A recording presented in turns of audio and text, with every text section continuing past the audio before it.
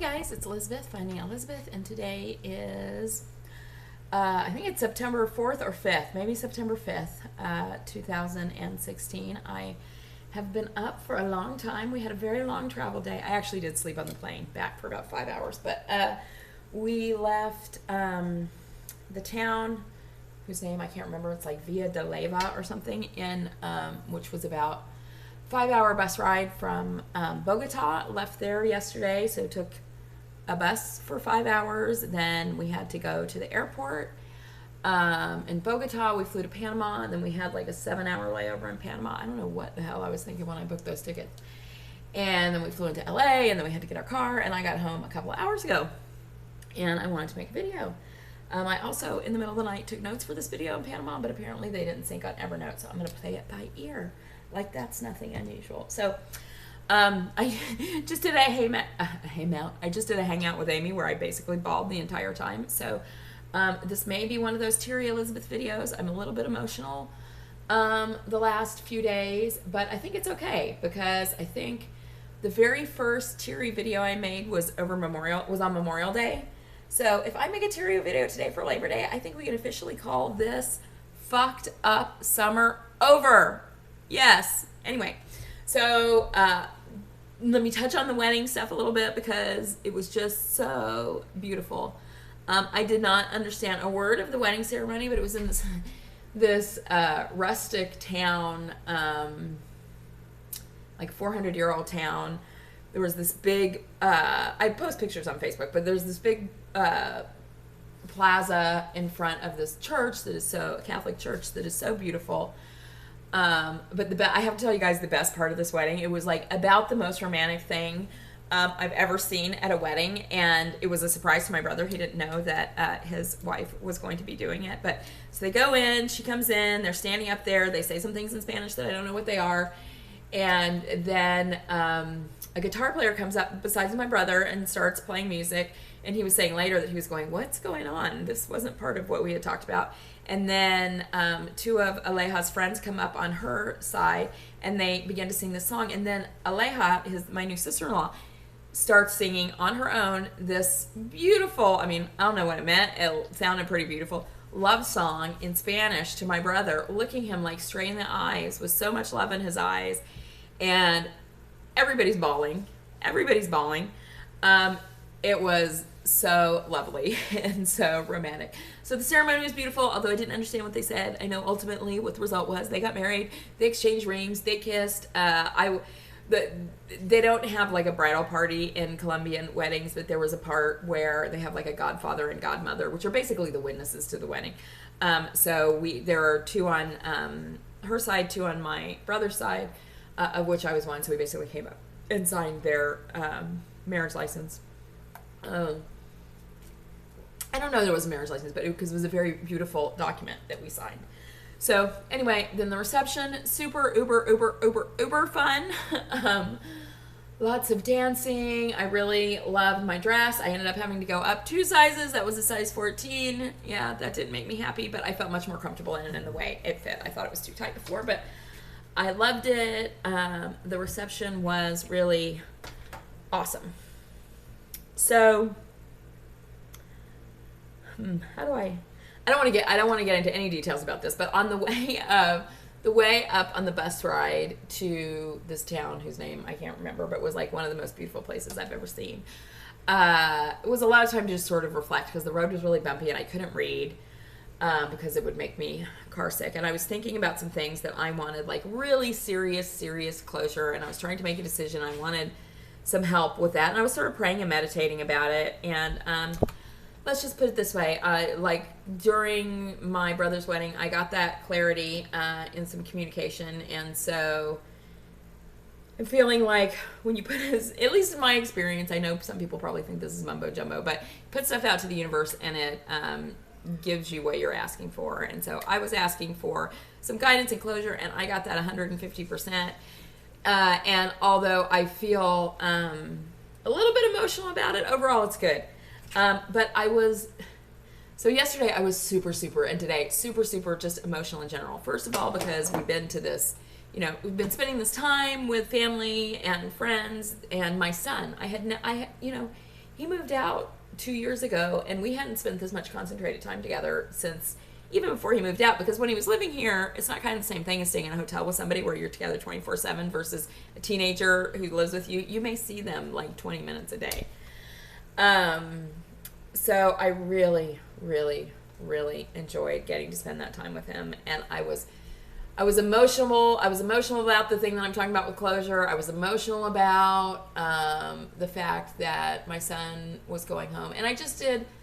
And yesterday I was not feeling great on the bus ride. I was motion sick again, as well as a little bit hungover, just a little bit.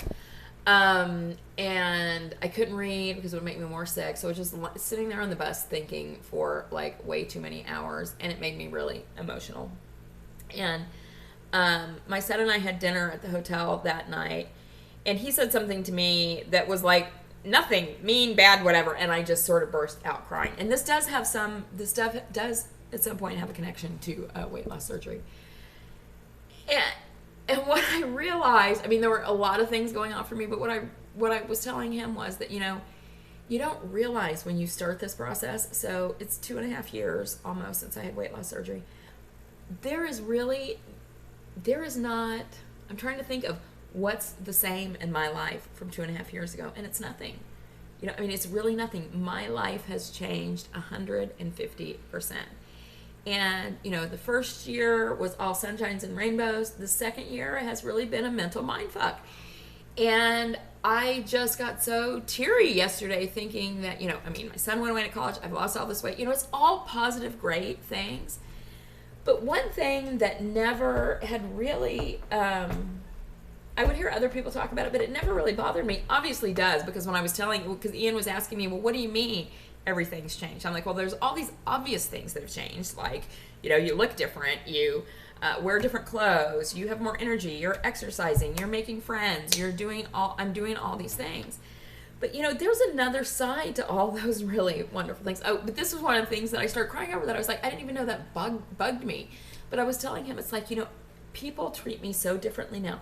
People do things for me now that they never would have before. And it's like, I'm still that same person that I was at 400 pounds. So why is it now? Well, I know why it is, but it's like, why is it now that, I'll be at Home Depot trying to pick something heavy up, and, the men will run out from the corners to help me do that.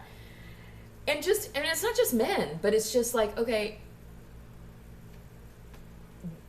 people are nicer and kinder and want to do things, and it just sort of sucks that I'm not a different person than I was 200 pounds ago, but I'm showing up in the world in a completely different way. And having really, my son and I both have a tendency to sort of isolate, and that's what I did forever. And having relationships with people is difficult.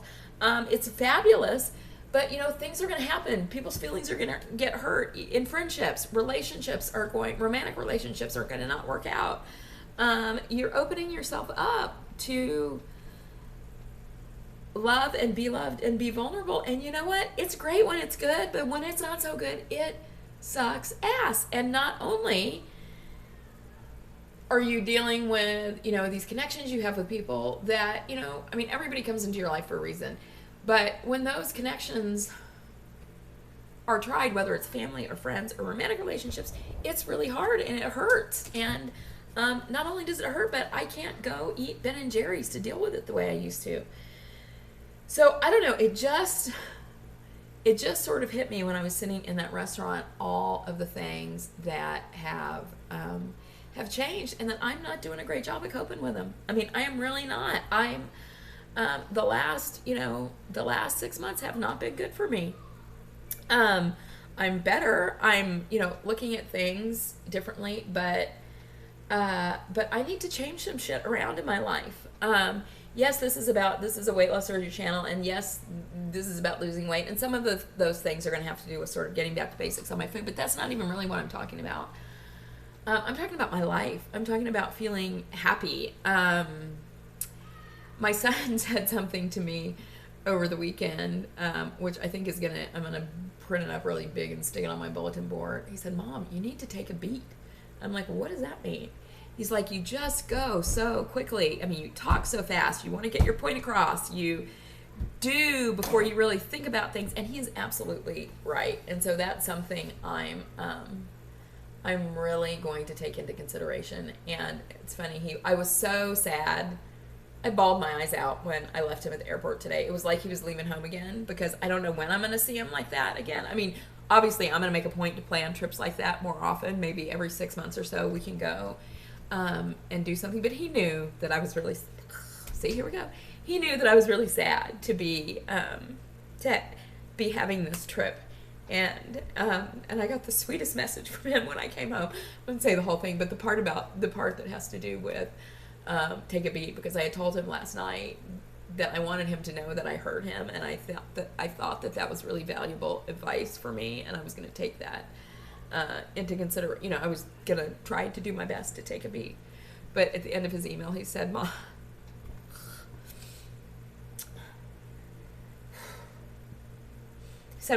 know that I'm only an hour away, and every time you take a beat, I'm going to be there with you in spirit.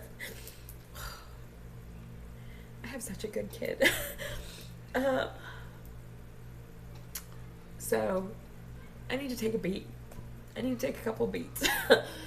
And the big beat, I don't know if this is a beat, but the big thing that I want to talk about today that I'm going to do is I'm going to be giving up alcohol for a while.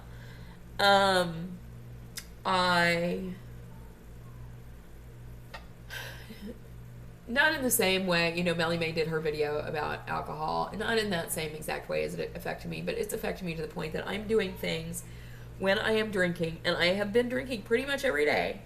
I am doing things when I'm drinking that I'm ashamed of the next day. I'm saying things, I'm texting things, I'm doing whatever, and I'm not proud of those things. And it's just not who I am. And I have let a lot of things fall apart in my life because of drinking, and because, because of trying to cope emotionally, and the way I was doing that since I didn't have food was with alcohol.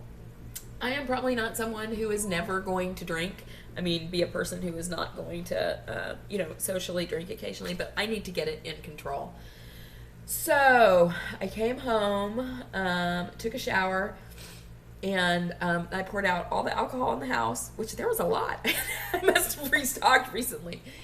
And I felt about it the same way that I have felt in the past about food, where now it's so easy for me, I think last week I was telling you guys I bought Lucky Charms. I ate a bowl or two, and I knew I was not eating them that they're not good for me anyway, and I was eating them from a place of trying to fill something. So I threw the box away. I have absolutely no problem doing that with food now. But it was like, because I was pouring that stuff down the drain, I was like, wow, that's a lot of alcohol and a lot of money you're pouring down the drain. But that's what I need to do. So my commitment is, I was going to say straight 30 days. I mean, right now, that all I'm focused on is to go 30 days without drinking. But I realized that OH is might be a day or two before 30 days, and I think I may be setting myself up to fail if I say I'm not going to drink when all of you wonderful people are here.